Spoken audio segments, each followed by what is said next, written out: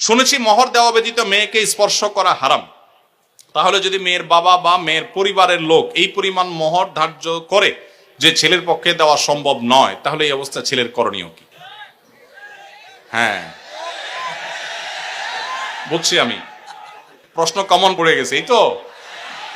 আচ্ছা শুনেন, যারা ঠিক ঠিক করছে এইসব হয় আবিয়াত্তা পুরুষ, আর না হলে বিয়ে করে বেচারা ফাইসা গেছে।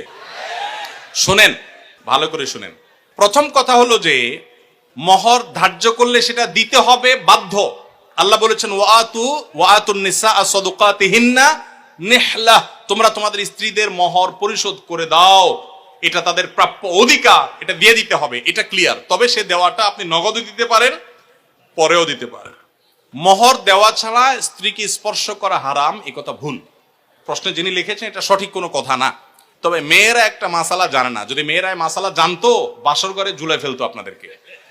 মাসালাটা হলো, যদি কোনো মেয়ে দাবি করে যে মোহর যা ধার্য হয়েছে, আপনি আমার স্বামী, সবই ঠিক আছে, আগে মোহর ফেলেন তারপরে সামনে আগান, এটা যদি কোনো মেয়ে বলতে চায়, ইসলাম তাকে সম্পূর্ণ সেই অধিকার দিয়েছে। কিন্তু আমাদের সমাজে মেয়েরা মাসআলা আমার কাছে শোনার পরও বলবে না। এটা কেন বলবে না? কারণ আমাদের সমাজে পুরুষগুলো এমন রাক্ষসের মতো এবং এমন জালিম, এমন অত্যাচারী, বেশিরভাগ, সবার কথা বলছি না, যে এই কথা যদি মেয়ে বলে বাসর রাতে, ঠিক আছে স্বামী সবই ঠিক আছে, আপনার সাথে আমার বিয়ে হয়েছে, সব ঠিক আছে, মোহর ধার্য হয়েছে, এটা আমার প্রাপ্য, আল্লাহ কোরআনে বলছেন, অতএব এটা দিয়ে দেন। ছেলে বাসর তুইয়া পালায় দৌড় দিবে, বলবে এই মেয়ে বাসর রাতে এখনই অবস্থা করতেছে, আল্লাহ জানে আমারে কোথায় ঝুলায়। ঠিক না বেঠিক? অথচ এটা ঠিক না, সব কথাই তো ঠিক ঠিক বলেন। এ ওয়াজ মাহফিলের একটা সমস্যা হলো, ঠিক হলেও ঠিক, ঠিক না বেঠিক? এটাও ঠিক। আচ্ছা যাক, শুনেন, নবী করিম সাল্লাল্লাহু আলাইহি সাল্লামের মেয়ে, ভালো করে শুনে রাখেন, নবী করিম সাল্লাল্লাহু আলাইহি সাল্লামের কন্যা ফাতেমা রাদিয়াল্লাহু তাআলা আনহা, তার বিয়ে হয়েছে কার সাথে? আল্লাহু আকবার। আলী রাদিয়াল্লাহু তাআলার মতো ইসলামের খলিফার সাথে তার বিয়ে। ফাতেমা রাদিয়াল্লাহু তাআলা আনহা তার বাবা নবী করিম সাল্লাল্লাহু আলাইহি সাল্লামকে বলেছেন, বিয়ে হয়েছে আব্বা, ঠিকই আছে, বাট আমার দাবি হলো মোহর যেটা ধার্য হয়েছে সেটা যেন আমাকে আগে পরিশোধ করে দেওয়া হয়। আজ আমাদের সমাজে মেয়েদের সে অধিকার দেই আমরা? এই সমাজের সবচেয়ে বেশি অবিচার আমরা পুরুষরা মেয়েদের প্রতি করে থাকি। বিয়ে করেছেন আর মোহর পরিপূর্ণ পরিশোধ করছেন, এরকম বাপের বেটা যারা, তারা হাত তোলেন। কয়টা বাপের বেটা দেখছেন এখানে? হাত গোনেন তো, কয়টা হাত? লা হাওলা ওয়ালা কুওয়াতা ইল্লা বিল্লাহ। স্টেজেও হাত উঠে নাই, নামান, ইজ্জত বাঁচান। উঠছে মানে অল্প স্বল্প উঠছে, আমি সবার কথা বলছি না। আমি দিয়ে দিয়েছি আলহামদুলিল্লাহ, আমি হাত উঠেছি। কিন্তু শোনেন, বাকিরা হাত উঠেছেন তার মানে কি সব অবিবাহিত? মোটেই না। কিন্তু মোহর দেন নাই। মোহর যদি ধার্য হয়ে থাকে তাহলে সেটা দিতে হবে, কথা ক্লিয়ার? মোহর না দিলে স্ত্রীকে সেটা হারাম হবে, হারাম। আপনি পাওনাদারের পাওনা না দিলে যেরকম হারাম হয়, স্ত্রীর মোহর না দিলে সেটা গুনাহ হয়। হ্যাঁ, পাওনাদারের পাওনা যেরকম আপনি সময় নিয়ে তার কাছ থেকে 1 বছর 2 বছর পরেও দিতে পারেন, স্ত্রীর মোহরটা এরকম পরে দিলেও আদায় হয়ে যাবে। বাট যদি না দেন, মেরে দেন, যে আর স্ত্রীর আর কি দিব, সেটা আমার ঘরওয়ালি, তাহলে কিন্তু আপনি ধরা খেয়ে গেছে। কথা কি বুঝে আসছে? আমাদের দেশে মেয়েরা এত সহজ সরল। অনেক ছেলে আছে এমন বাটপারের বাটপার, বাসর রাতে বউরে বলে, দেখো এখন মোহর তো ধার্য করছে মুরব্বীরা 10 লাখ, আমি তো 20,000 টাকা বেতনে চাকরি করি, কোত্থেকে দিব এত টাকা? তবে আল্লাহ যদি বাঁচায়, এই তো কদিন পর ইটালি চলে যাব, কত টাকা আসবে, সবই তো তোমার।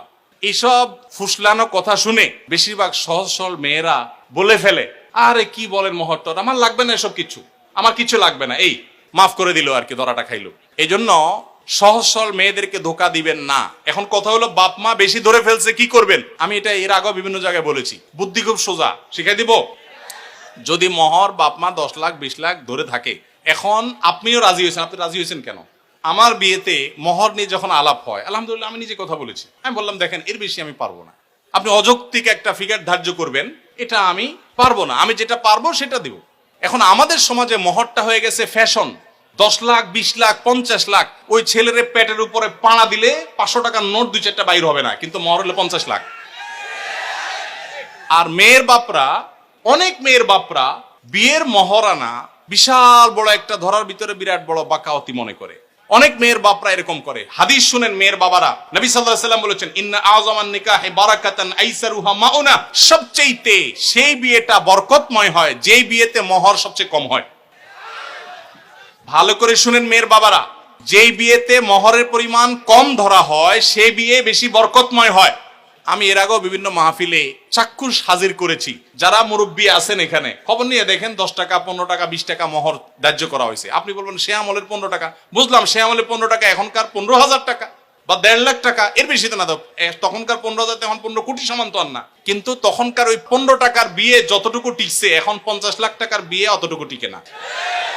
অনেক বাপমা মনে করে এটা বোধহয় বিয়ে টিকানোর একটা উসিলা, এই জন্য যত বেশি ধরবো বিয়ে তত টাইট হবে। না, এগুলো সঠিক কথা না। এটা প্রথম কথা। দ্বিতীয় কথা হলো 15 লাখ 20 লাখ 10 লাখ 50 লাখ বাকাওয়াতি করে জাহির করলেন, আপনার মেয়ে 1 টাকাও পাইল না। মানে কি? যতটুকু ধার্য করা হবে ততটুকু দিতে হবে। এই জন্য ছেলেরা যদি কোনো কারণে মুরব্বীদের কথা ফুসলানিতে পড়ে আপনি রাজি হয়ে থাকেন, রাজি হয়ে গেছেন 20 লাখে সই করে দিয়েছেন, রাজি হয়ে গেছেন, এখন আপনার বাঁচার উপায় আছে একটা, হয় পুরা টাকা আদায় করে দিবেন, আর না হয় বইয়ের কাছে একটা দরখাস্ত লিখবেন। কি লিখবেন?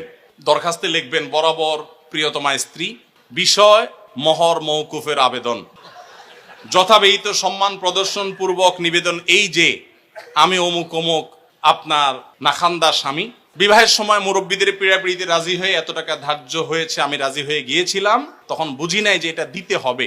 এখন যেহেতু জানলাম এটা দিতে হবে, আর এত টাকা দেওয়ার ক্ষমতা আমার নাই, আমি গরিব মানুষ, অতএব অনুগ্রহ করে আপনি সেখান থেকে কিছু কমায়া দিয়া বাধিত করিবেন।